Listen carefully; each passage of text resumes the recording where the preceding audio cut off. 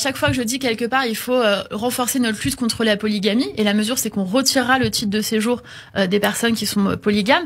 Il y a toujours des gens pour me dire « Oh là là, mais vous voulez interdire l'infidélité, vous allez interdire les troupes, vous allez interdire les plans à trois, vous allez interdire... » Alors, on vous dit les plans à trois ? Absolument, moi je veux rassurer tout le monde, on va pas interdire les plans à trois, on va pas interdire l'infidélité, on va pas interdire le polyamour, les troupes, avec tout ce que vous voulez. Comment vous faites alors pour les mesures de distanciation dans les plans à trois ? Alors ça regarde chacun, on va pas rentrer dans les détails techniques, mais ce que je veux dire, c'est qu'il y a une liberté amoureuse, une liberté sentimentale, une liberté sexuelle. La France, pays du libertinage, etc. Mais la polygamie, c'est autre chose. Mais la polygamie, c'est autre chose. Pourquoi ? Parce que quand on contracte un mariage, eh bien, on a droit à un certain nombre de droits de la famille, de droits en matière d'héritage, filiation, etc.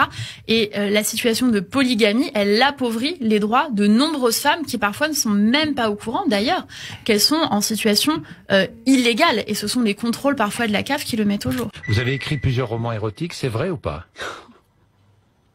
C'est vrai ou pas ? À ce sujet, ce que je peux vous dire, c'est pas...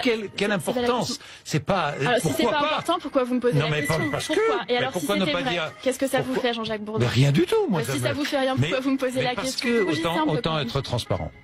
Autant être transparent, autant dire ce qui est la réalité. Moi, ce que je déplore, c'est que dans ce débat, et quand on a dit peut-être qu'elle a écrit des livres érotiques, il y a un journal de droite, Jean-Jacques Bourdin, qui m'a traité de reine des salopes, qui a titré sur moi la reine des salopes. Est-ce que c'est parce qu'on écrit un livre érotique ? Est-ce que c'est parce qu'on écrit un livre érotique qu'on est la reine des salopes ? Pardon. C'est une très bonne question, et pour moi, ça dit des choses du sexisme de notre société. Si moi, membre de gouvernement, vous avez le droit. Laissez-moi terminer. Si moi, membre de gouvernement, je suis traité par des journalistes de reine des salopes, je le redis, parce qu'on me soupçonne d'avoir écrit des livres érotiques, qu'est-ce qu'on dit pour lutter contre le cybersexisme ? Qu'est-ce qu'on dit pour lutter contre les phénomènes de harcèlement contre ces jeunes filles qui ont 16 ans ?